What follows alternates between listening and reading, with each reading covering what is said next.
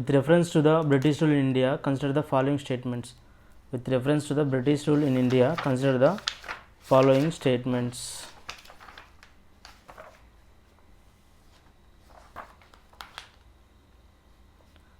Which of the following is the correct chronological order of the above events starting from the earliest?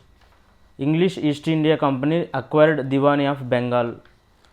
Asiatic Society founded by Sir William Jones. Subsidiary alliance introduced by Wellesley in Awadh. Bahadur Shah assumed nominal leadership of the revolt of 1857.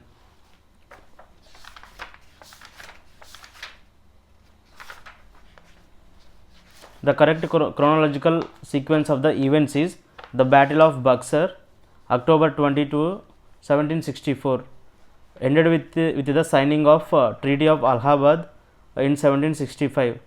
Shah Alam II and Robert Clive of East India Company, it gave Diwani rights or the right to collect taxes of Bengal, Bihar and Orissa to the East India Company in 1765. Asiatic Society was founded by Sir William Jones in 1784. He was British lawyer and Orientalist who wanted to encourage Oriental studies through the society. Awadh signed a treaty in 1765 under the company pledged to defend the frontiers of Awadh on the condition of the Nawab defraying the expenses of such defence. However, the subsidiary alliance system was introduced by Wellesley, Governor General of India from 1798 to 1805 in Awadh in November 1801.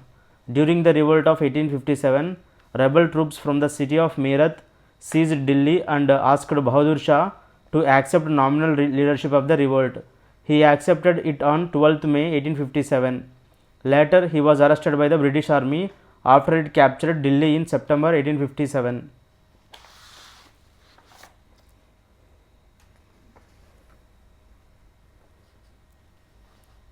The correct chronological sequence of the event is the Battle of Buxar, October 22, 1764, ended with the signing of Treaty of Allahabad in 1765 by Shah Alam II and Robert Clive of East India Company. It gave Diwani rights or the right to collect taxes of Bengal, Bihar and Orissa to the East India Company in 1765. Asiatic Society was founded by Sir William Jones in 1784. He was a British lawyer and Orientalist who wanted to encourage Oriental studies through the society. Awadh signed a treaty in 1765 under which the company pledged to defend the frontiers of Awadh on the condition of the Nawab defraying the expenses of such defence. However, the subsidiary alliance system was introduced by Wellesley, Governor General of India from 1798 to 1805 in Awadh in November 1801. During the revolt of 1857, rebel troops from the city of Meerut seized Delhi and asked Bahadur Shah to accept nominal leadership of the revolt. He accepted it on 12th May 1857. Later, he was arrested by the British Army after it captured Delhi in September 1857.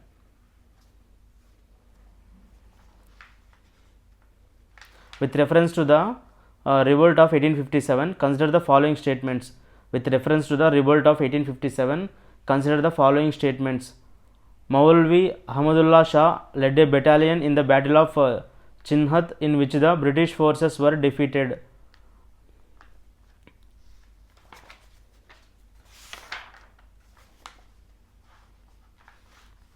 Shah Mal mobilized Jat cultivators of Baurat Pargana against the British land revenue system. With reference to the revolt of 1857, consider the following statements. Maulvi Ahmadullah Shah led a battalion in the Battle of Chinnath in which the British forces were defeated. Shah Mal mobilized Jat cultivators of Baurat Pargana against the British land revenue system. With reference to Indian history, which of the following statements are correct? With reference to the Indian history, which of the following statements are correct? Awadh was established by Sadat Khan as a result of the weakening of the Mughal Empire. Awadh Awadh was established by Sadat Khan as a result of the weakening of the Mughal Empire.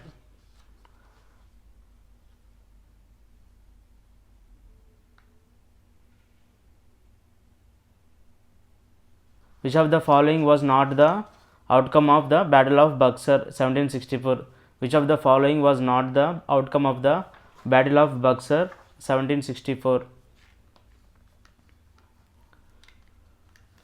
Nawab of Awadh agreed to surrender Allahabad to Emperor Shah Alam II. East India Company received Diwani and Nizamat functions of Bengal, Bihar and Orissa. Robert Clive introduced dual system of government in Bengal. Robert Clive introduced dual system of government in Bengal. The Battle of Buxar was fought between the forces of the British East India Company led by Hector Munro and the combined armies of Mir Qasim, Nawab of Bengal, Shuja'ud Dawla, the Nawab of Awadh and the Mughal Emperor Shah Alam II. The misuse of the company's dastak or trade permit, a permit which exempted the goods specified from payment duties by company officials, actually resulted in tensions between the Nawab and the English that eventually led to the Battle of Buxar. Thus, it was not an outcome but a cause for the Battle of Buxar. In his treaty with Robert Clive post Battle of Buxar, Nawab Shuja'ud Dawla agreed to surrender Allahabad and Kara to Emperor Shah Alam II. In his treaty with Robert Clive post Battle of Buxar, Shah Alam II agreed to issue a farman granting the Diwani of Bengal, Bihar and Orissa to the East India Company in lieu of annual payment of 26 lakh rupees. He also agreed to a provision of 53 lakh to the company in return for Nizamat functions, military defense. Nizamat functions means military defense, police and administration of justice of the said provinces. After the Battle of Buxar, the East India Company became the real masters of Bengal. Robert Clive introduced the dual system of the government, that is the rule of the two, the company and the Nawab in Bengal. Under this, both the Diwani, that is collecting revenues, and Nizamat, that is police and judicial functions, came under the control of the company.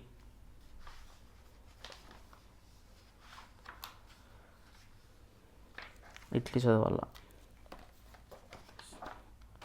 reference to India's colonial history, the fifth report of 1813 is related to. With the fifth report of 1813 is related to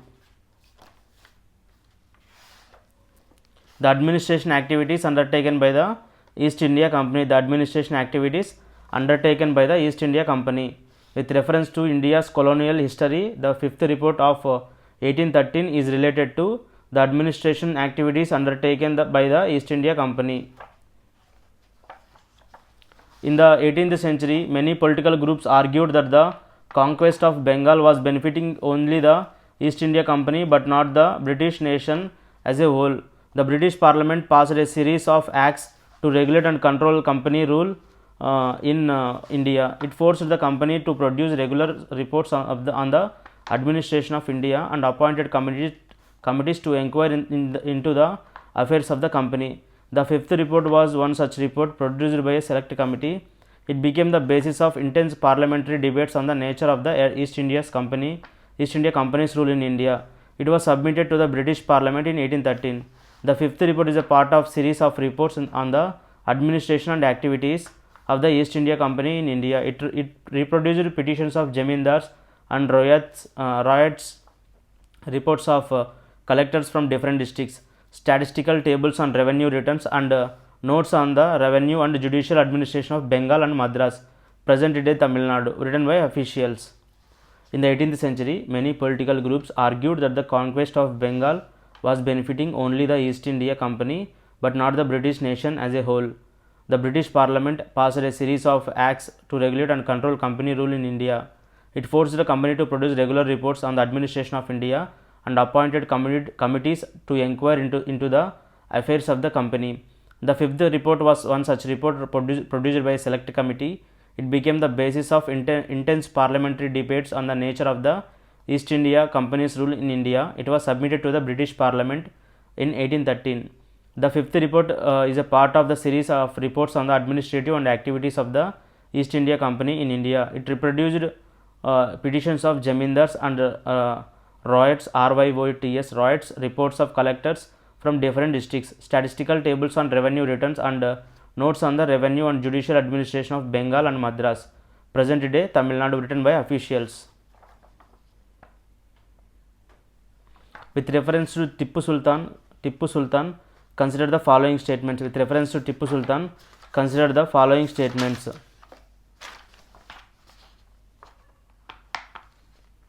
He established a land revenue system where the tax was collected through salaried agents.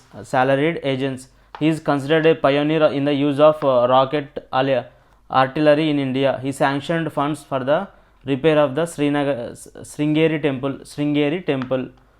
Sultan. He sanctioned fund for the repair of the Sringeri temple.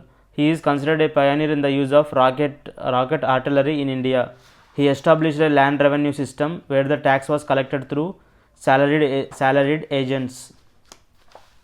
Hyder Ali took the help of the French, set up arms factory.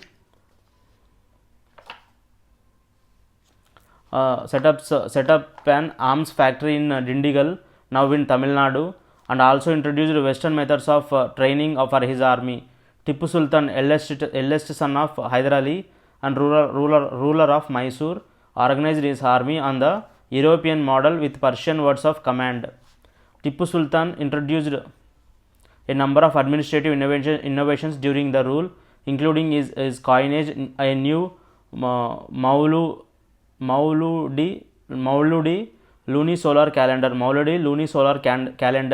and a new land revenue system which initiated the growth of Mysore silk industry.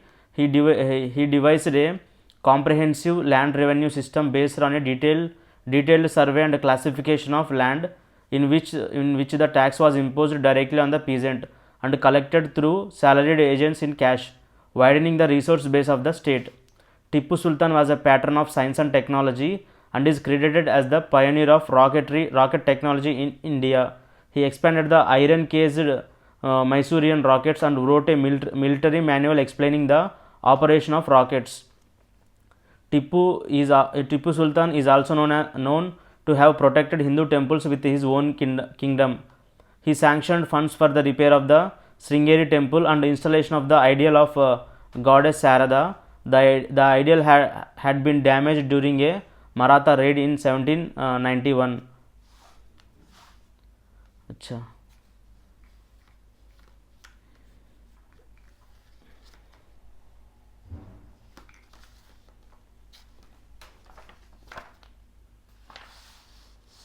With reference to modern Indian industry, the term Amla, AMLAH, Amla, the term Amla. During British rule, Jamindars were authority to collect revenue. Jamindars were assisted by officials to help in this regard. Amla was a revenue official under the Jamindars. Amla was a revenue official under the Jamindars. They used to visit the villages at the time of rent collection.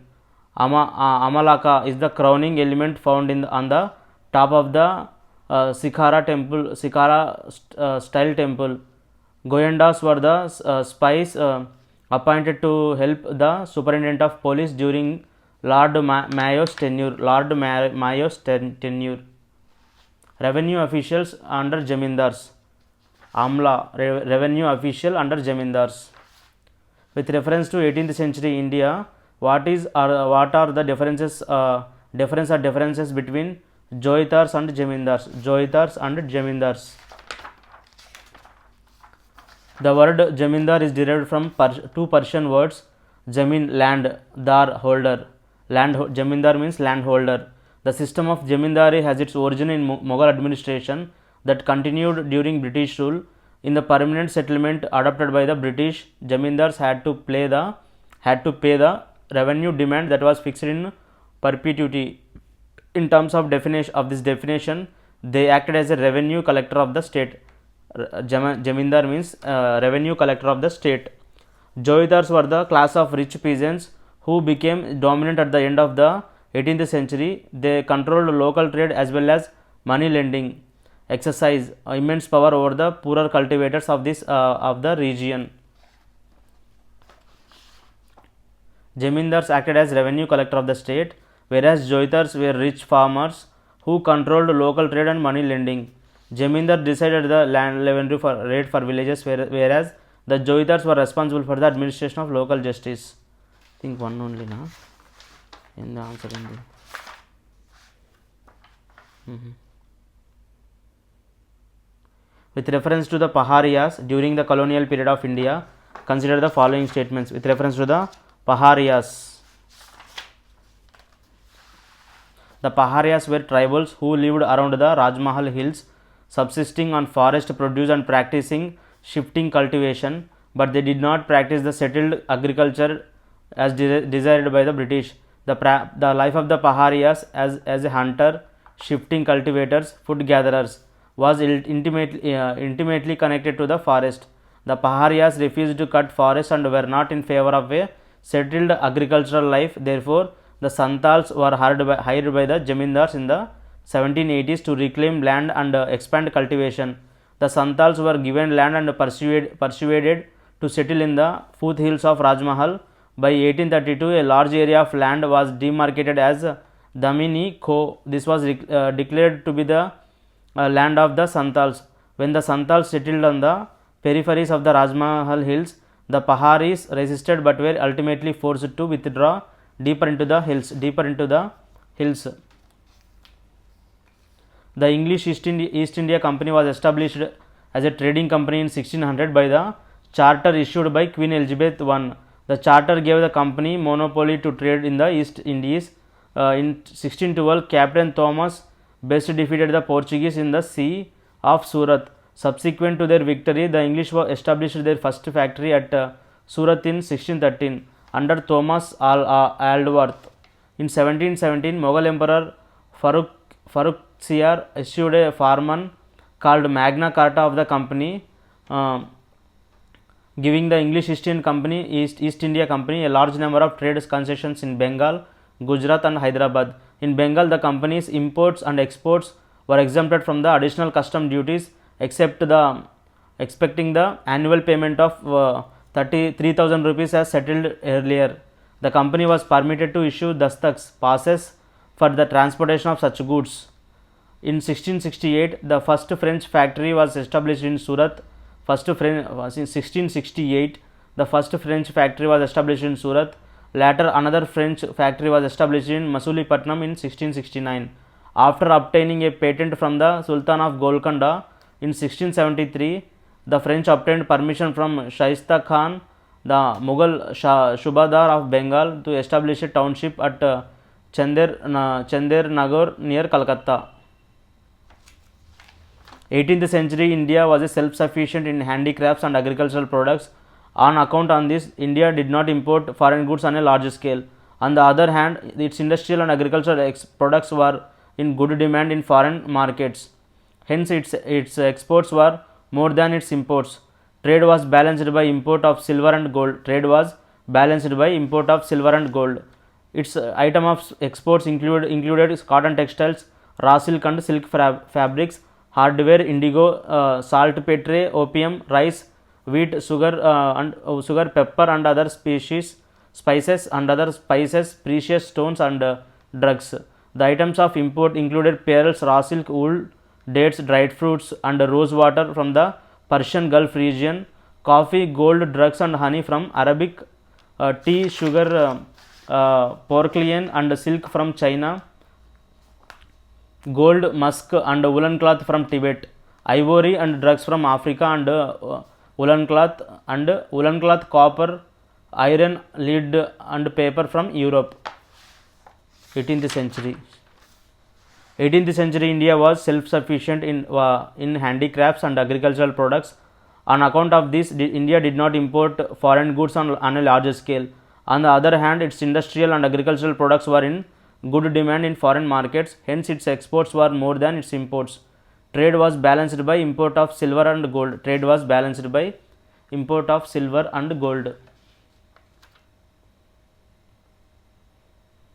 Its item of exports included cotton textiles, raw silk and silk fabrics, hardware, indigo, saltpetre, opium, rice, wheat, sugar, pepper and other species, precious stones and drugs.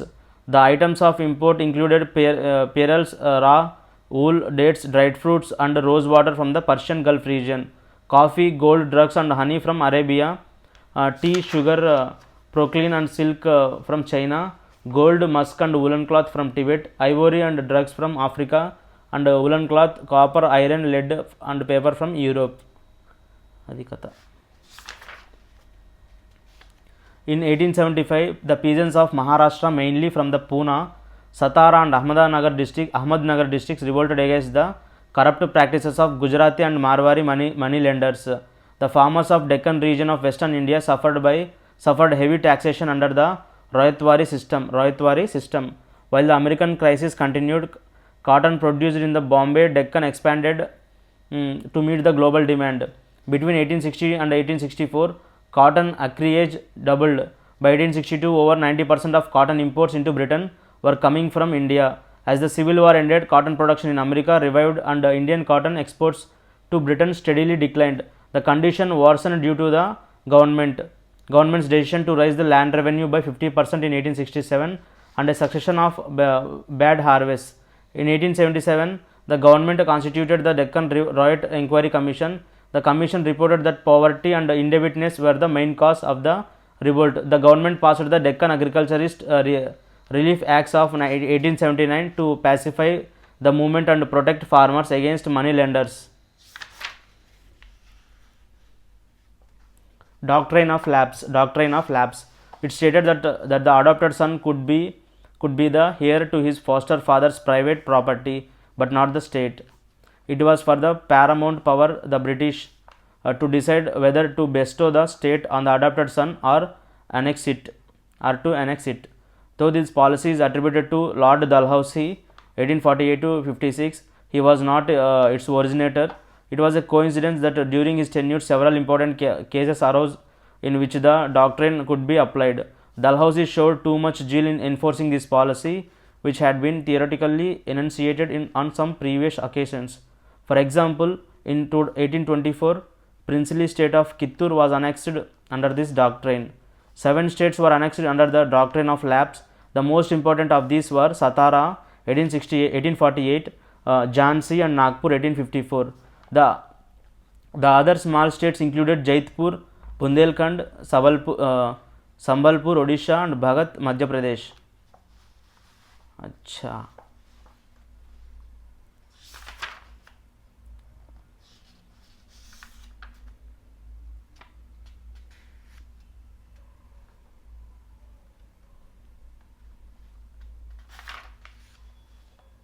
Ramakrishna Paramahamsa laid the foundation of the Ramakrishna Math with his young monastic disciples as a nucleus to bring existence a band of monks dedicated to a life of renunciation and practical spirituality, from among whom teachers and workers would be sent out to spread the universal message of Vedanta.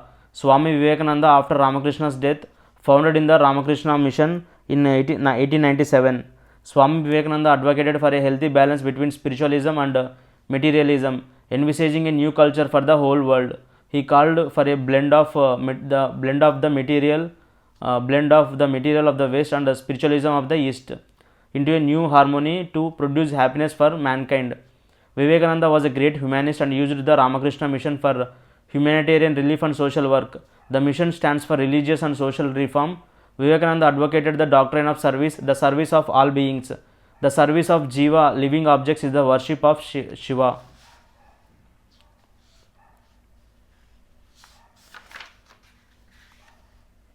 The main aims of the Indian National Congress (INC) in the initial stage were form a democratic nationalistic movement, politicize and politically educate people, promote friendly relations among nationalist political workers from different parts of the country, establish the headquarters for a movement, develop and propagate an anti-colonial nationalist ideology, formulate and present popular demands before the government with a view to unifying the people over a common economic and political program, develop and consolidate a feeling of national unity among people irrespective of religion, caste and province, carefully promote and nurture Indian nationhood. The INC declared Purna Swaraj or complete independence for India as its goal for the first time at Lahore session in 1929. In the initial years, the ANC openly stated that its aims do not include the mass movement on social and religious reforms. This was done especially to not to restrict itself on a socio-religious reforms organization.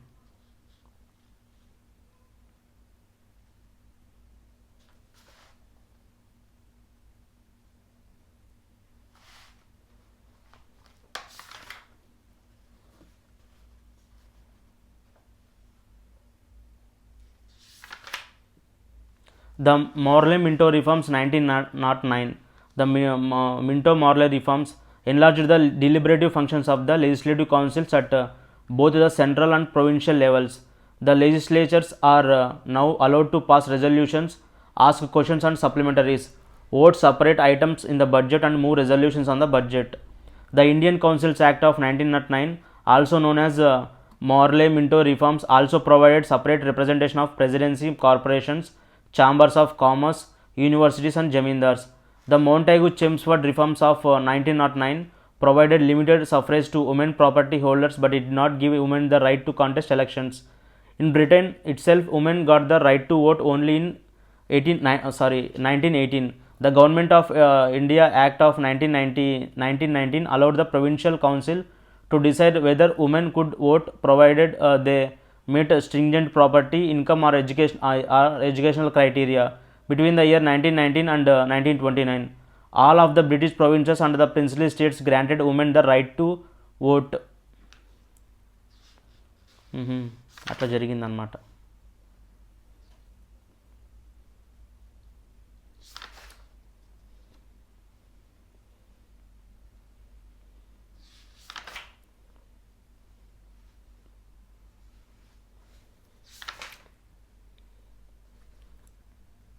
The Vellore Mutiny occurred in 1806 during the reign of Governor General Sir George Barlow 1805 to 1807.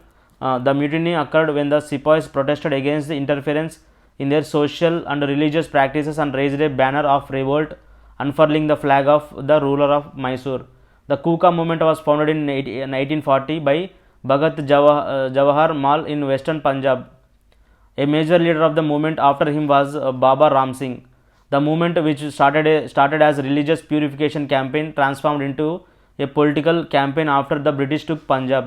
In 1839, Sindh accepted subsidiary alliance by which a British force had to be stationed at Sikarpur and Bukhar. Later, in a succession dispute, the English intervened through Napier and started a war when the Amirs rose in revolt. The whole of Sindh capitulated within a short time and the Amirs were made captives and banished from Sindh. In 1843, under Governor General Ellenborough, Sindh was merged into the British Empire and Charles Napier was appointed for its first governor. The first railway line in India connected by Bombay and Thane in 1853. Santhal rebellion by the Santals was led by Sidhu and Kanhu 1855 to 1856 against the practices of jamindars and moneylenders. The rebellion Jatakasa moneylenders ఏదో అంటారు Jotidars moneylenders. The rebellion later turned anti-British and was suppressed under Sidhu and Kanhu, two brothers. The Santals proclaimed an end to company rule and declared the area between Bhagalpur and Rajmahal as autonomous. A desperate attempt was made to restore their lost hands by throwing out the outsiders. They rose in open rebellion against the prime oppressors, Jamindars, Mahajans and the government. It was after the Santal revolt 1855 to 56 that the Santal Pargana was created, carving out 5,500 square miles from the districts of Bhagalpur and Birbhum. The colonial state hoped that by creating a new territory for the Santals and imposing some special laws within it, the Santals could be conciliated. Relevance: the new President of India in her first speech made several remarks about the tribal revolts during the colonial rule.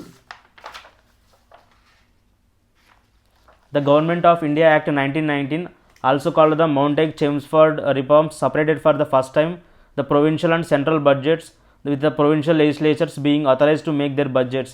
The Royal Commission on Decentralization in 1908 emphasized the importance of sub-district boards to be established in every taluk or tehsil, with the separate spheres of duties and separate sources of revenue for sub-district boards and the district boards.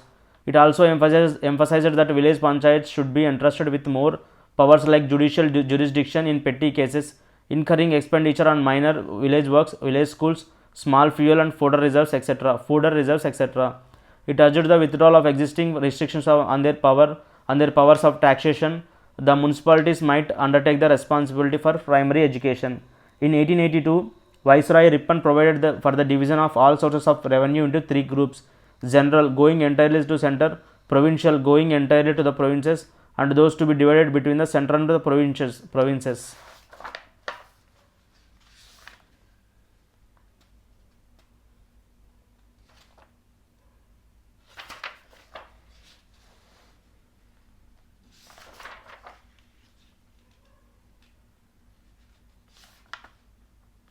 Indigo Revolt 1859 to 1860. Indigo Revolt 1859 to 1860. As a revolt of Bengal, indigo cultivators led by Digambar and Bishu Biswas of Naida district against terms imposed by European indigo planters. Deenbandhu Mitra's Neel Darpan Indigo Mirror, published in 1860, lucidly portrayed the havoc caused by indigo planters on the lives of indigo cultivators. It created a huge controversy and was later banned by the East India Company to control farmer agitation. It was translated into English by Michael Madhusudan Dutt. The governor appointed an indigo commission 1860 to inquire into the problem of indigo cultivation. Based on its recommendations, the government issued a notification in November 1860 that the Ryots could be compelled to grow indigo, and it would ensure that all disputes were settled by legal means. It did not recommend cash compensation to indigo cultivators. The Raitwari system was tried on a small scale by Captain Alexander Reid in some areas that were taken by company after the war with Tippu Sultan. Subsequently, it was developed by Thomas Munro and was gradually extended all over South India. The Mahalwari system was introduced by Halt Mackenzie in northwestern provinces of the Bengal Presidency. Most of this area is now in Uttar Pradesh in 1822. In the Raitwari system, the land revenue settlement was revised after every 20 or 30 years, and the revenue demand was usually raised. In the Mahalwari system, also the demand to be revised periodically, not permanently fixed. Under the Raitwari system, the cultivator was recognized as the owner of the land as long as he paid the land tax, and the land revenue settlement was made with the Ryots or actual cultivators, whereas the Mahalwari system was a settlement with the Mahal or village, and the charge of collecting the revenue and paying it to the company was given to the village headman.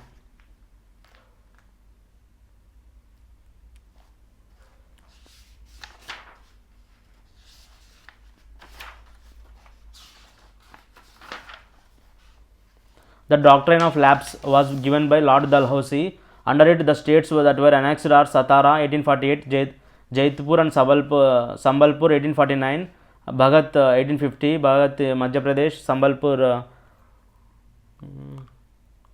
Bihar है ना.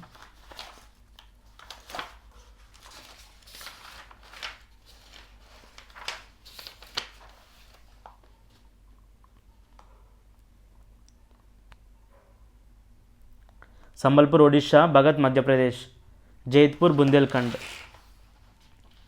Awadh was annexed in 1856 on charges of misgovernment. Gwalior, Hyderabad and Baroda were not annexed by the British. Awadh was annexed in 1856 on charges of misgovernment. Gwalior, Hyderabad and Baroda were not annexed by the British.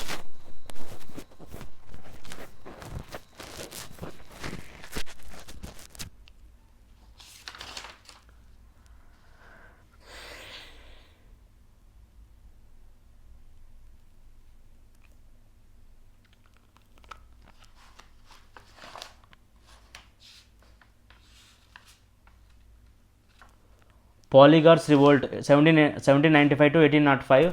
In 1781, the Nawab of Arcot gave the management and control of Tinneveli and the Carnatic provinces to the East India Company.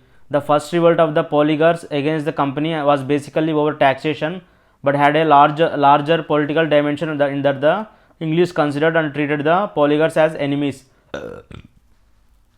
Kattabomman Nayakan, the polygar of Panjalan Kurichi, led the insurrection between 1795 and 1799. A betrayal led to the capture of Kattabomman. Kattabomman was hanged in a conspicuous place. The main centers of the uprisings were Tinnaveli, Ramanathapuram, Sivaganga, Sivagiri, Madurai, and North Arcot in South India.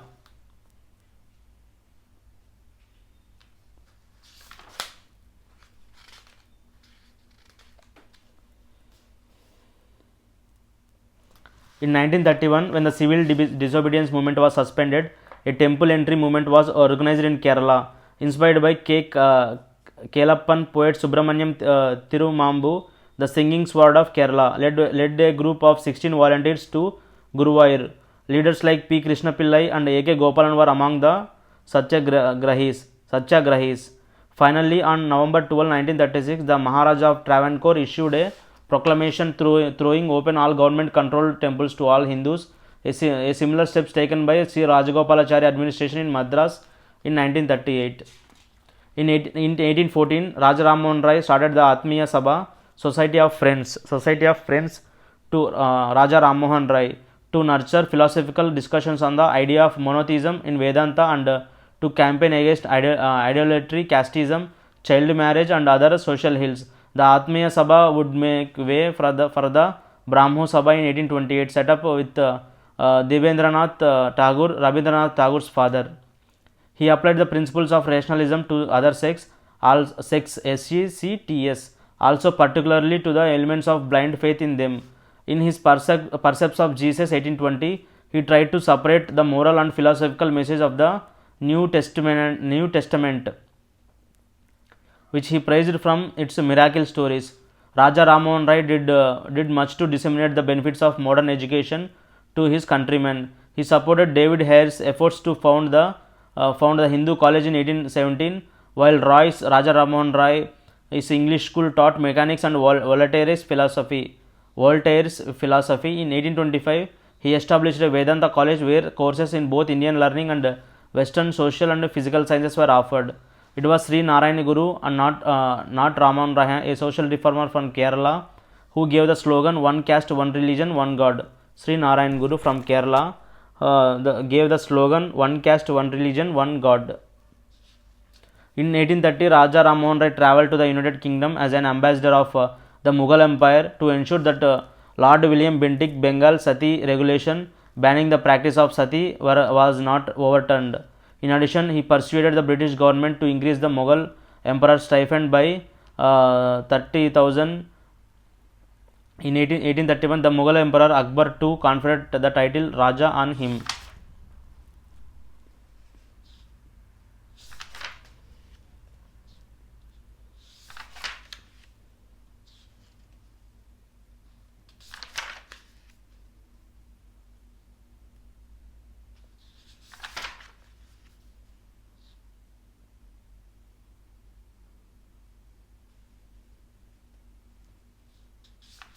Anne Besant set up her All India Home Rule League in 1916 in Madras, covering the rest of India, including Bombay City. George Arundale was the organizing secretary of the league. Besides Arundale, the main work was done by B.W. Wadia and C.P. Ramaswamy Iyer. Home Rule League set up by Tilak was restricted to Maharashtra, excluding Bombay City, Karnataka, Central Provinces and Berar. Annie Besant, along with her lieutenants Arundale, C.P. Ramaswamy Iyer and B.L. Wadia, brought out newspapers New India and Commonweal. These were important means used by Besant to explain the demand for self-rule. Annie Besant failed to get the Congress to approve her scheme of Home Rule Leagues. The Congress did not commit itself to a program of educative propaganda and to revival local level Congress committees. Not willing to wait for too long, Besant laid the condition that if the Congress did not implement its commitments, she would be free to set up her own league, which she finally had to. There was no response from the Congress.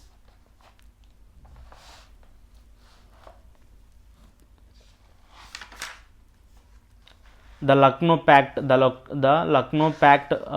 between the Congress and the Muslim League could be considered as an important event in the course of the nationalistic struggle for freedom. The joint demands were government should declare that it would confer self-government on Indians at an early date. The representative assemblies at the central as well as provincial level should be further expanded with an elected majority and more powers given to them. The term of the Legislative Council should be 5 years.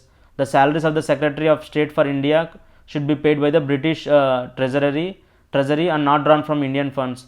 Half of the members of the Viceroys and Provincial Governors Executive Council should be Indians. Though half of the executive was to be elected by the legislature, the executive as a whole was not be responsible to the legislature. The legislature could not remove the elected half of the executive, but since important matters like the budget were dependent upon the approval of the legislature, a constitutional deadlock was most likely.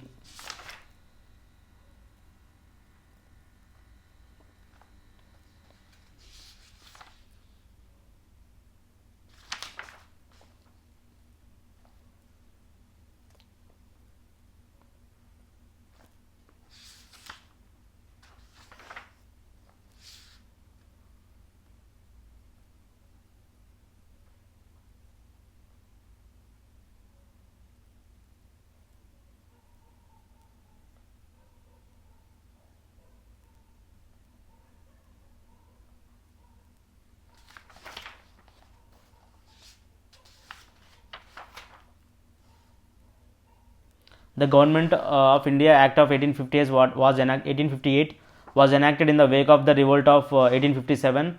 The act, also known as the Act for the Good Government of India, abolished the East India Company and transferred the powers of government, territories and revenues to the British Crown.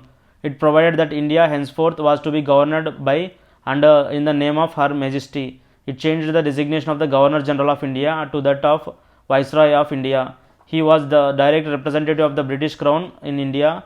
It ended the system of double government by abolishing the Board of Control and Court of Directors. It created a new office, Secretary of State for India, vested with complete authority and control over Indian administration. The Secretary of State was a member of the British Cabinet and responsible ultimately to the British Parliament. It established a 15-member Council of India to assist Secretary of State for India.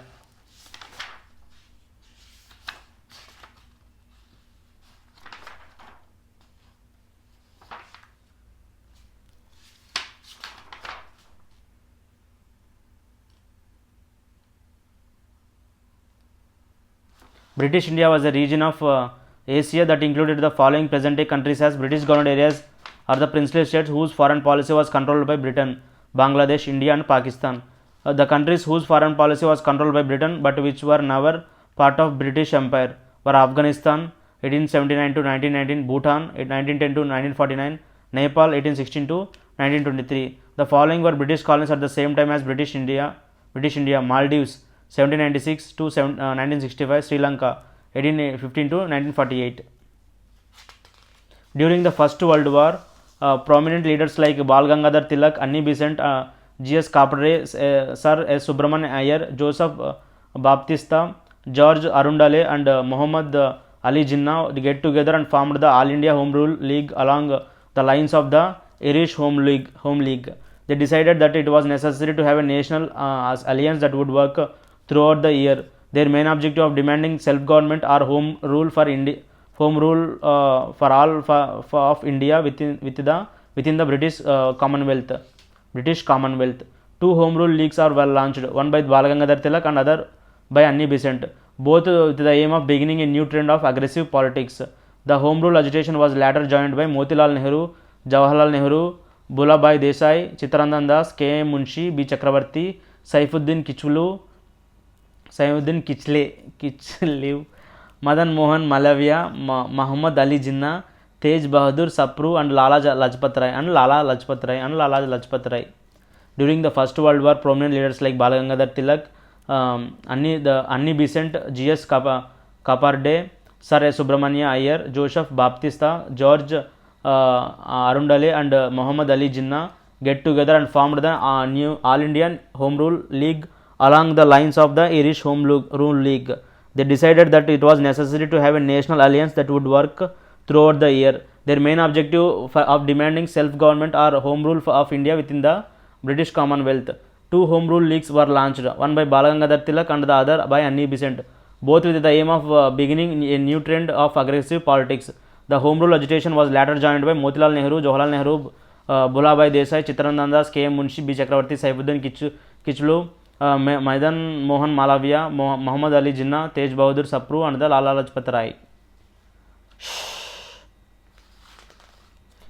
Bhadralok literally means gentleman. Bhadralok literally means gentleman, a well-mannered person from Bengal. It meant a cultured community of upper and middle caste and classes.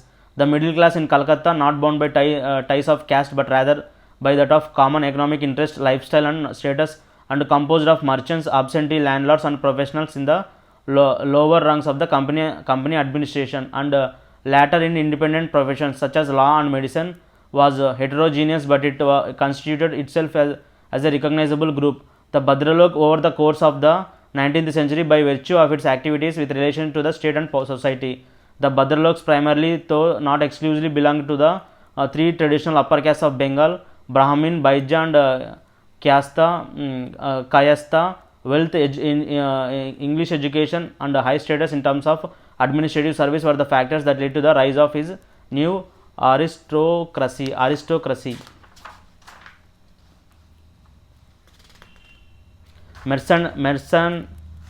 Mercantilism is an economic practice by which governments used their economies to augment state power to the expense of other countries. Governments sought to ensure that exports exceeded imports and to accumulate wealth in the form of bullion, mostly gold and silver. The main idea of mercantilism is that advocates regulation of international trade to generate wealth and strengthen national power by maintaining a favorable balance of trade. It was an economic policy followed by European colonial empires. Such policies frequently led to war and motivated colonial expansion. It was marked by certain distinct features such as monopoly over trade, direct capture of power, open loot and plunder, etc. During this period, the British collected revenue from the people and used it to do more of their business by procuring handicrafts and at unfair prices and making huge profits.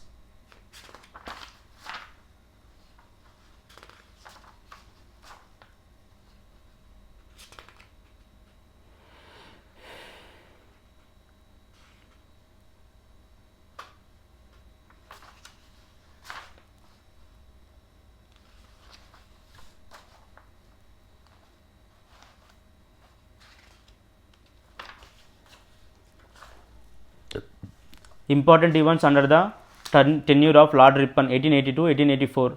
Repeal of the Vernacular Press Act.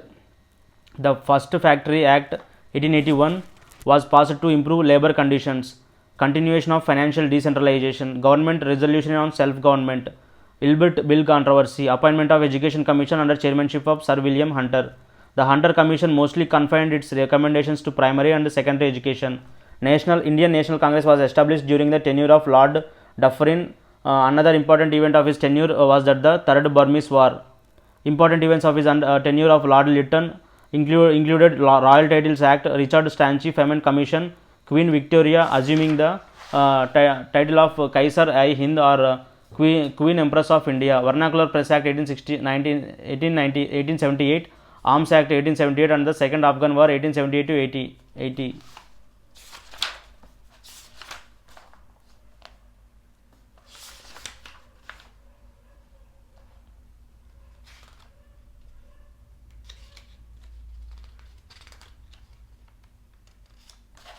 During 1918, the Home Rule movement gradually petered out. The main reasons for the decline are loss of moderate interest in the movement, lack of effective organization and talk of passive resistance by extremists among others.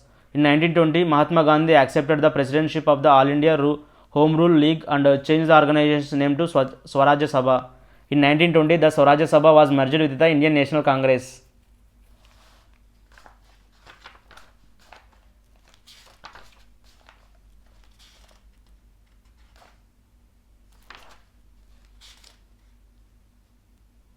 The rise and growth of Indian nationalism during the second half of the 19th century was product of following factors. The second half of the 19th century saw an unprecedented growth of Indian-owned English and vernacular newspapers. The newspapers, journals, pamphlets and nationalist literature helped in the exchange of political ideas among nationalist leaders from different regions. The introduction of a modern system of education afforded opportunities for assimilation of modern Western ideas. The English language helped nationalist leaders from different linguistic regions to communicate with each other. The historical researches by European scholars such as Max Muller, Monier Williams, Roth and Session, and by Indian scholars such as R.G.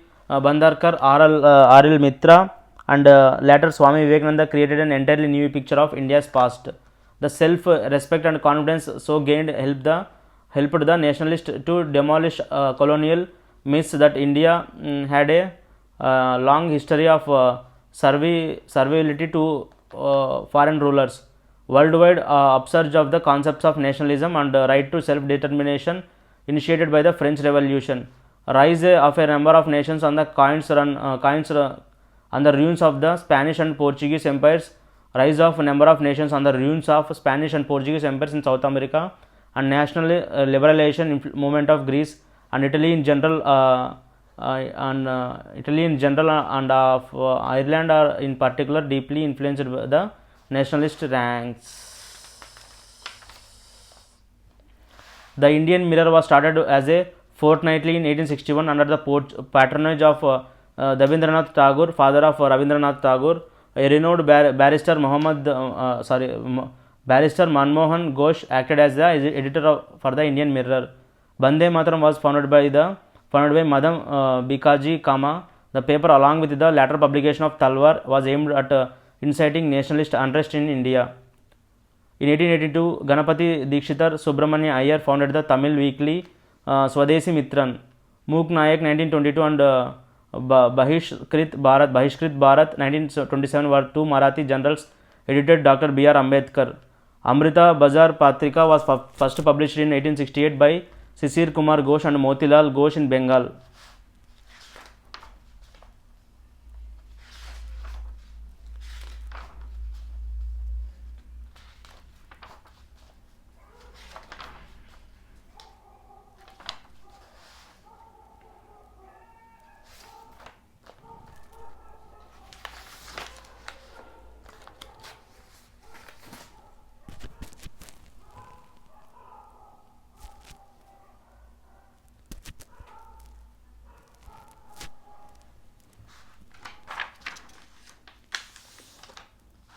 Indus Valley civilization is also called Harappan civilization for which of the following reasons? 12th B. It is named after the modern name of the site which was first revealed the existence of this culture. It is named after the modern name of the site which first revealed the existence of this culture. Beginning with the discovery of Harappa, nearly 1,000 settlements having similar traits have been discovered. Scholars named it the Indus Valley civilization because initially most of the settlements were discovered in the plains of the river Indus and its tributaries. Archaeologists prefer to call it to the Harappan civilization. This is because in archaeology there is a convention that when an ancient culture is described, it is named after the modern name of the site which first revealed the existence of this culture. There is no knowledge about what those people called themselves because we have not been able to read their writing. Thus, we call them Harappas after the modern place Harappa, where the evidence of this forgotten civilization was first unearthed in our times. Hoysala architecture. Most characteristic feature of Hoysala temples that grow extremely complex with so many projecting angles emerging from the previously straightforward square temple. That the plan of these temples stars look like a star and is thus known as a satellite plan.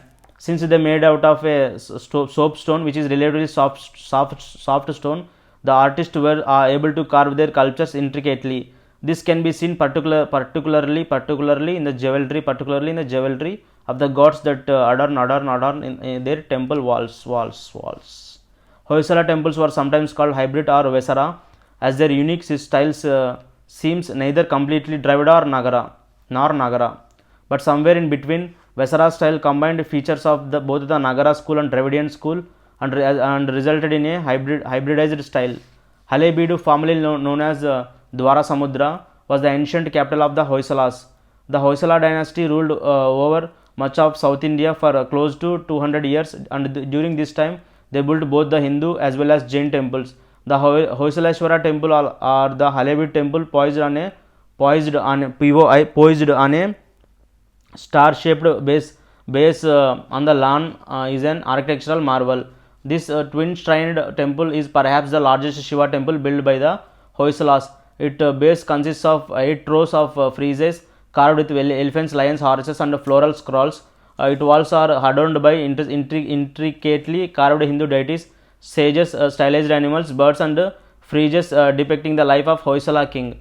Relevance: the Hoysala temples of Belur, Halebid, and Somanathapura in Karnataka are India's official nominations for the World Heritage List for the year 2022 to 2023. అది కథ అదనమాట.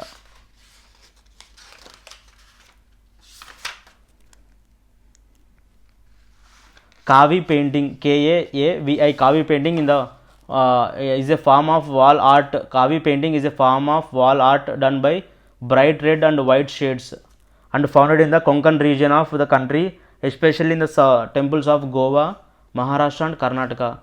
Goa, Konkan region. It is a form of etching on the walls of temples and homes that depicts the ancient history of India. The artists used locally available materials to paint this art form. White lime obtained after burning and slaking of seashells, river sand, and jaggery are mixed together and kept for fermentation for almost 2 weeks. This mixture is then pounded with the pestles. As the mixture hardens quickly, it is splashed with water to make it slightly soft before the etching.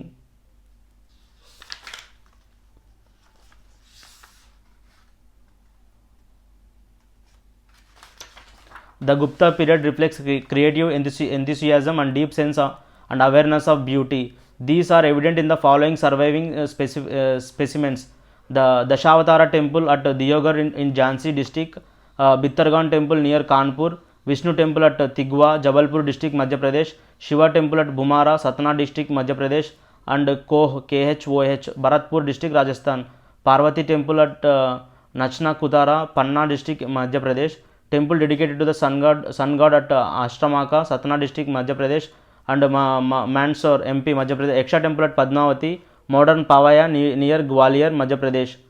Virupaksha temple is located in Hampi in the Vijayanagara district of Karnataka. Virupaksha temple is located in the Hampi in the Vijayanagara district of Karnataka, India. It was built by Lakkan Dandesha, a Nayaka chieftain under the ruler of Devaraya II of the Vijayanagara Empire. Relevance: the Archaeological Survey of India discovered the remains of ancient temples dating back to the Gupta period, 5th century, in a village in Uttar Pradesh, Etah district.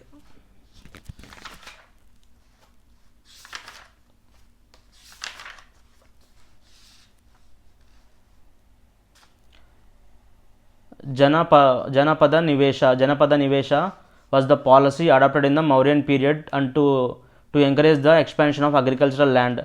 The policy provided tax relief, tools, and seeds for cultivation. The policy provided tax relief, tools, and seeds for cultivation.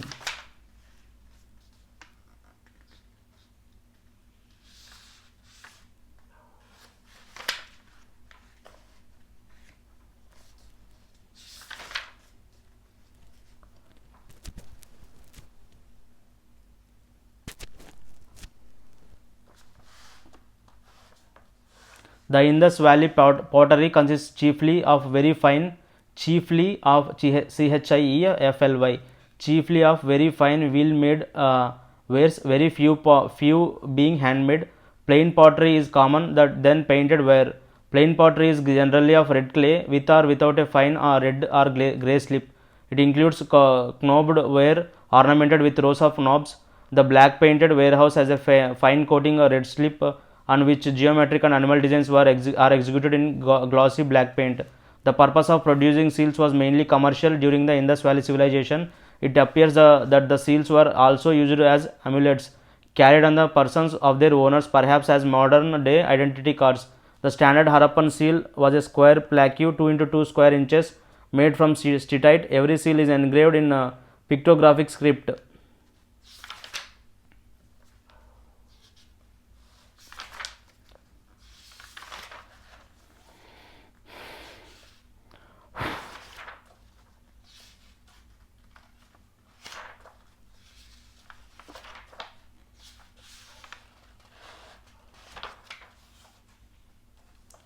Prayagraj Prashasti, till now known as Allahabad Prashasti, till now known as Allahabad Prashasti, Prayagraj Prashasti.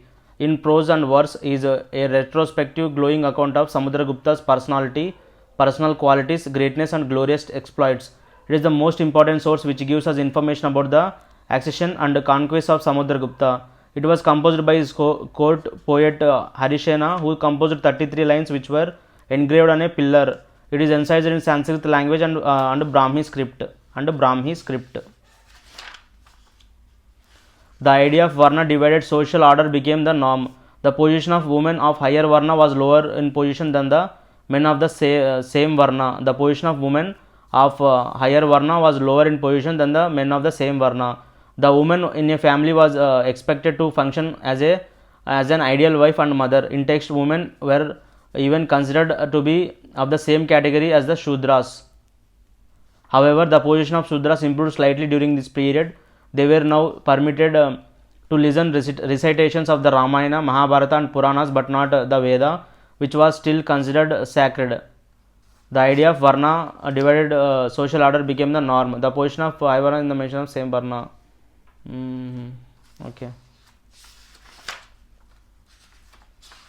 The Tamil Sangams were assemblies of Tamil scholars and poets. Apart from the heroic anthologies, the classified corpus of Sangam literature includes Tolkappiyam, a treatise on Tamil grammar, and Patinen Kizkannaku, the 18 didactic text also. The famous Tirukkural by Tiruvallur is one of the 18 didactic texts. The Tamil literary tradition is independent of the classical Sanskrit literary tradition of India. It represents a parallel linguistic tradition in relation to Sanskrit. However, the development of Tamil language and literature was never a process in isolation. Even the earliest stratum of Tamil literature contains influences of Sanskrit.